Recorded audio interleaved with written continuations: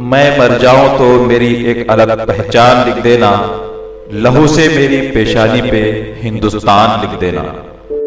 اردو دنیا کی مشہور و معروف شخصیت، انقلابی و بے باک شاعر راحت اندوری 11 اگست 2020 کو دوپہر کے وقت انتقال کر گئے۔ 1 جنوری 1950 کو فانی دنیا میں آنکھ کھولی اور مختصر علالت کے بعد ہارٹ اٹیک سے اندور کے ایک اسپتال میں انتقال کر گئے۔ انہوں نے اپنے فیس بک اکاؤنٹ پر کورونا پازیٹیو ہونے کی بھی اطلاع دی تھی۔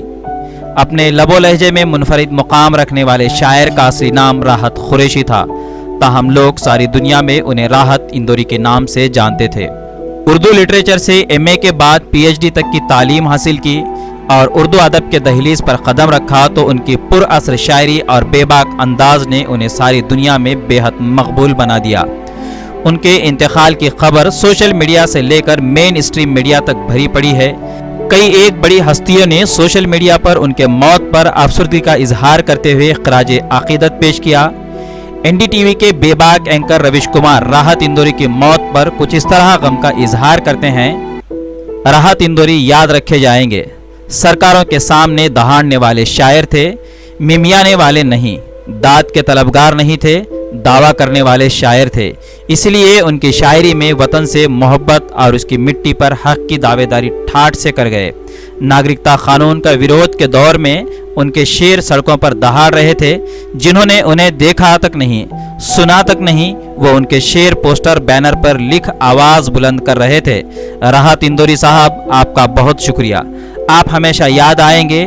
آپ کی شاعری شمشیر بن کر چمک رہی ہے۔ آپ کی شاعری کا پیار ہندوستان پرچم بن لہرتا رہے گا۔ لگے گی آگ تو آئیں گے گھر کئی زد میں، یہاں پر صرف ہمارا مکان تھوڑے ہی ہے۔ ہمارے منہ سے جو نکلے وہی صداقت ہے، ہمارے منہ میں تمہاری زبان تھوڑی ہے۔ میں جانتا ہوں کہ دشمن بھی کم نہیں، لیکن ہماری طرح ہتھیلی پر جان تھوڑی ہے۔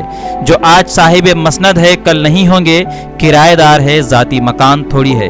سبھی کا خون ہے شامل یہاں کی مٹی میں، کسی کے باپ کا ہندوستان تھوڑی ہے۔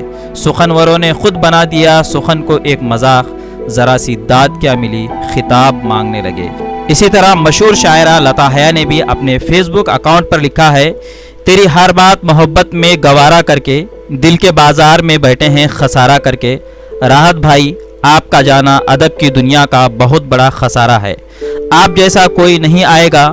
بہت سی کھٹی میٹھی یادیں جڑی ہوئی ہیں آپ کے ساتھ۔ لاسٹ مشاعرہ حیدرآباد 2020 یاد رہے گا۔ آنکھ نم ہے، یقین کرنے کو دل نہیں چاہ رہا ہے۔ اللہ آپ کو جنت الفردوس عطا کرے۔ اسی طرح مزید کئی ایک سیاسی، سماجی، مذہبی، فلمی و دیگر ہستیوں نے بھی راحت اندوری کے موت پر گہرے دکھ کا اظہار کیا۔